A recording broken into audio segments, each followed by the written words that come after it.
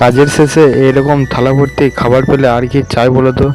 তো যাই হোক, কাজটা ছিল আমাদের পাশের গ্রামে। কাজের জায়গায় পৌঁছে দেখি প্যান্ডেলের সামনেটা দেখি গণেশের ঠাকুরের মূর্তি দিয়ে খুব সুন্দরভাবে সাজানো হয়েছে। এরপর প্যান্ডেলের ভেতর ঢুকতে দেখি খুব সুন্দরভাবে ডেকোরেশন করা হয়েছে। এরপর সবার ফার্স্ট রোল জল দিয়ে স্টোরটাকে সাজিয়ে দিই। আর এই ছিল আজকেকার মেনু। তোমরা একটু ভিডিওটাকে স্টপ করে দেখে নিও।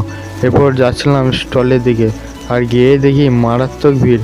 আর সেই দিনকে আর স্টলে ছিল যেমন ধরো পাপড়ি চাট, মোমো, কফি, ফুচকা, চিকেন পকোড়া। এরপর অল্প করে সব জিনিসগুলো টেস্ট করে, আর এইটা ছিল বর এবং বউ বসার আসন।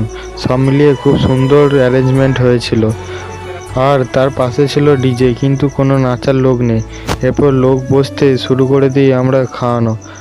তোমরা যদি আমাদের কেটারিংয়ের সঙ্গে যোগাযোগ করতে চাও তাহলে স্ক্রিনে দেওয়া ফটোতে যোগাযোগ করতে পারো। এরপর কাজ শেষ করে পাতা নিয়ে নিজে নিজে খাবার নিয়ে শুরু করে দিই খাওয়া।